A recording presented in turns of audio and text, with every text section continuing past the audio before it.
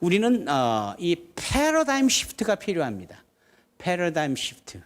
생각의 변환이 정말 필요합니다. 선교는 가야만 하고 보내야만 하는 것도 선교이기는 하나, 우리 품으로 하나님이 보내주신 사람들을 우리 교회에서 융숭이 대접하고 우리 교회에서 그들을 섬기고 그들을 환대하며 그들에게 예수가 누군지, 그래서 예수천당 물신지옥이 다가 아니라 누가복음 10장의 선한 사마리아인을 통해서 누가 너의 이웃이냐라고 할 때 바로 이러한 도전을 주신 주님의 말씀처럼 궁휼한 마음을 갖고 찾아온 이주민들을 대해주는 것, 이게 필요한 거죠.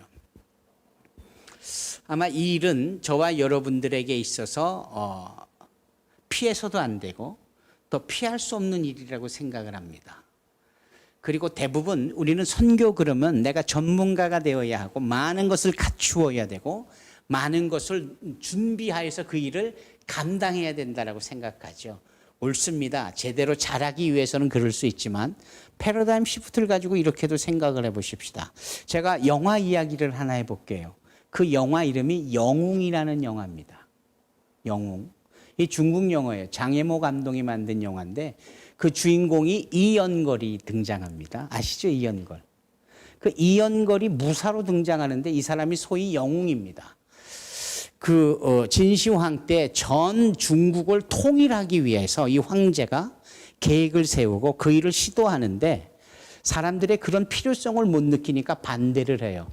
반대를 하는 성은 군사를 보내가지고 무자비하게 사람을 죽이고 그러니까 황제의 한 생각에 모든 중국이 다 피바다가 될 정도.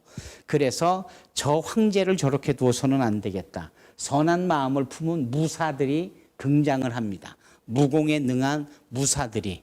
그리고 황제를 죽이려고 잠입을 하고 암살을 꾀하지만 번번이 실패를 해요. 그러니까 황제도 야 이거 내가 이러다 죽겠다. 그리고 전국의 방방곡곡에 방을 내려요. 누구든지 나를 죽이려 했던 이 암살자들, 이 사람들을 찾아서 데려오거나 죽이면 그 상을 인정하리라. 그리고 상과 더불어 또 하나의 특혜를 주는데 황제인 자기를 아련할 수 있도록, 얼굴을 맞이할 수 있도록 해주겠다. 그래서 한 암살자를 죽이면 100보 앞에서 나를 보는 겁니다. 100보. 두 암살을 처단하면 50보 앞에서 황제를 보는 거예요. 세 번째 암살자까지도 처단을 하면은 10보 앞에까지 와서 10보는 딱 저와 집사님 사이에 요 거리입니다. 가깝죠? 예. 이연걸이라는 무사가 영웅이 그 10보 앞에 가기 위하여서 세 암살자를 우여곡절 끝에 처단하고 그 공로를 인정받아서 황제 앞에 10보까지 나가는 겁니다. 그 사이에 황제도 누구를 만나려고 할 때마다 자기 앞에 수십 개, 수백 개의 촛불을 켜놔요. 왜냐하면 사람을 못 믿겠어. 얘가 내 앞에서 웃고 있지만 언제 얘가 날 죽일지 모르니까. 그래서 자기 앞에 선자들은 무장이 해제돼야 되고 그 속내를 모르니까 촛불을 켜놓으면 혹시 이 자가 나를 죽이려고 하면 그게 눈에는 보이지 않지만 촛불이 그것을 감지해서 살기를 감지해서 파라라라 떠는 거죠. 그걸 보고 황제가 지금 네가 나를 죽이려 하는구나. 뭐 이런 얘기입니다. 영웅이 그 앞에 섰어요. 이연걸 무사가. 어떻게 네가 3명이나 처단해서 내 앞에 왔느냐. 이걸 연실 캐물으면서 황제가 의심의 마음이 드는 겁니다. 그러면서 거의 끝에 가서 느닷없이 촛불이 막 움직이니까 아하, 황제가 아는 거예요. 이게 날 죽이려 하는구나. 그래서 오히려 태연하게 이렇게 묻습니다. 네가 나를 죽이려 하느냐? 그러면 무엇으로 날 죽이려고 그 앞에 있느냐? 그랬더니 이연걸이가 그런 말을 하잖아. 황제요? 나는 10보 필살기가 있습니다. 들어보셨습니까? 10보 필살기. 이거는 10보 앞에 있는 그 누구든 마음만 먹으면 죽일 수 있는 무공이 10보 필살기예요.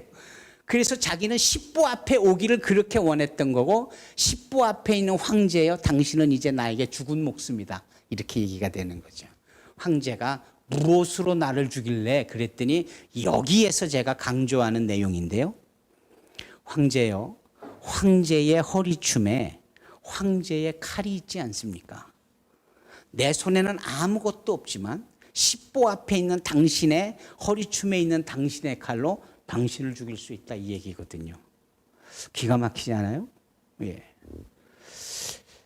성경에 보면은 다윗과 골리앗의 이야기에서 우리는 비슷한 내용을 봅니다. 그 비슷한 내용이 이런 내용이죠. 골리앗 거인과 싸우려고 했던 다윗이 준비한 건 고작해 자기의 손에 익숙한 물매, 그리고 혹여라도 실수하면은 재차 던질 수 있도록 돌을 5개 정도 준비하는, 그게 다윗에게는 최선이었어요. 뭐 거위 골리앗을 위하여 뭐 갑옷을 입고 칼을 차고 무기를 들고 그러지 않았다라는 거죠. 사울이 그렇게 해보려고 했지만 오히려 더 불편하니까 그러지 않았죠. 익숙한 자기가 자기의 것을 가지고 싸우겠다라는 거예요. 아닌 게 아니라 다윗이 골리앗을 만났을 때 나는 만군의 여호와의 이름으로 나간다 하면서 돌을 물매에다 놓고 이렇게 팽팽팽팽 돌리다가 하나의 손을 탁 넣으니까 돌이 쫙 가가지고 이 골리앗의 이마에 탁 박히잖아요. 그리고 골리앗이 거기서 팩 고꾸라져 땅에 쓰러집니다. 끝! 아니에요. 끝이 아니었어요. 바로 그때 다윗이 달려갑니다. 쓰러진 골리앗에게. 뭐 알아요? 골리앗의 허리춤에 있는 골리앗의 칼을 빼서 골리앗의 목을 벤 거예요.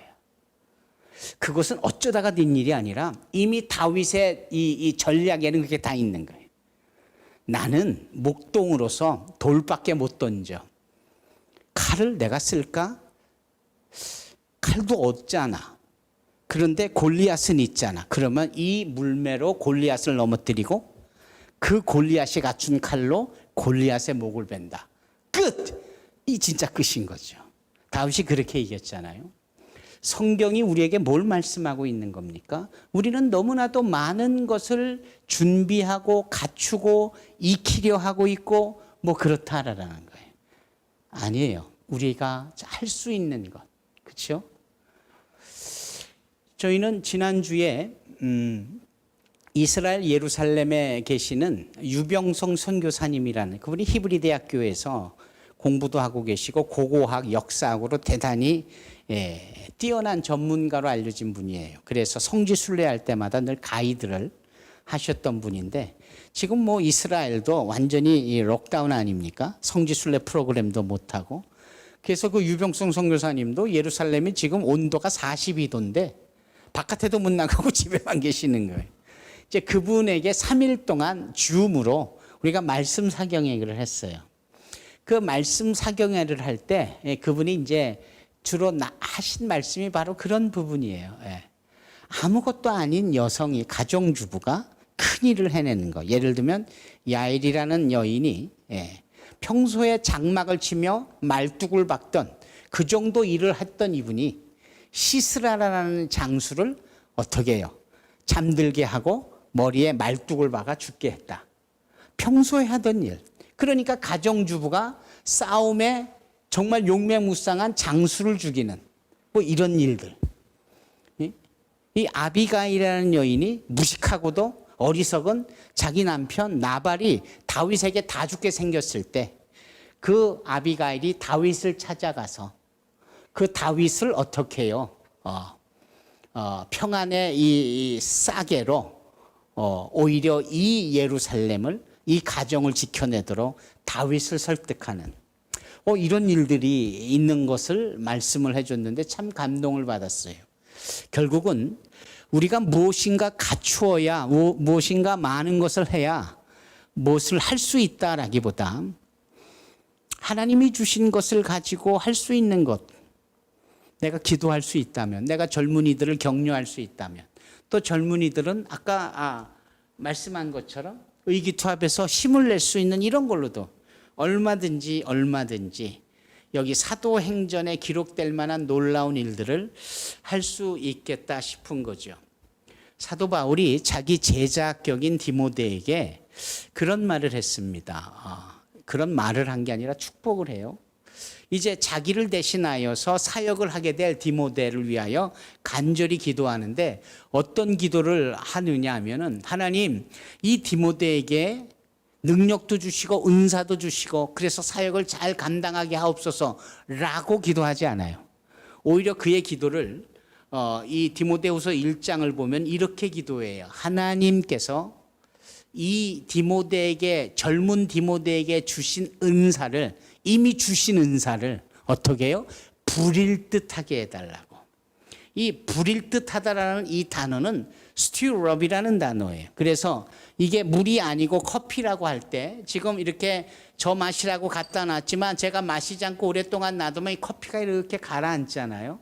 그래서 마시기 전에 이걸 한번 이렇게 휘저으면은 밑에 가라앉은 것이 이렇게 올라오면서 맛을 낼 수 있잖아요. 이 휘젓는 단어가 성경에는 부릴 듯하다라는 단어로 쓰여진 거예요.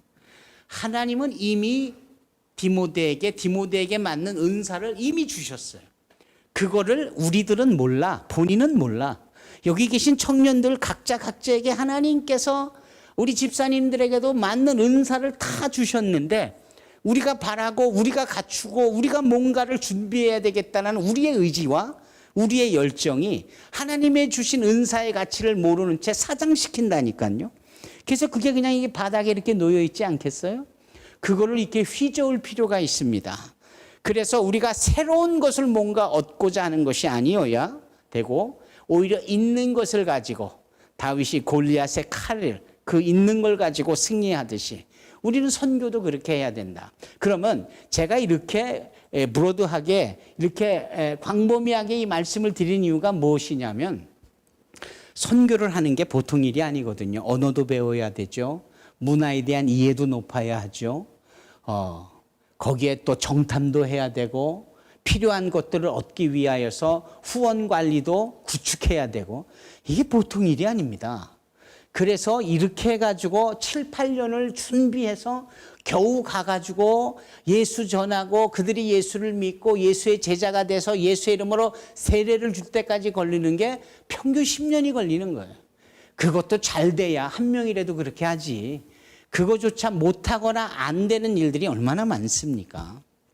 그런데 여기 정말 지적으로 준비가 돼 있고 그리고 뭔가 삶의 고난과 필요가 있어서 움직이게 되어진 이 이주민들은 현지의 언어를 쓰고 현지의 문화에 아예 젖어 있는 현지인들 아니겠어요?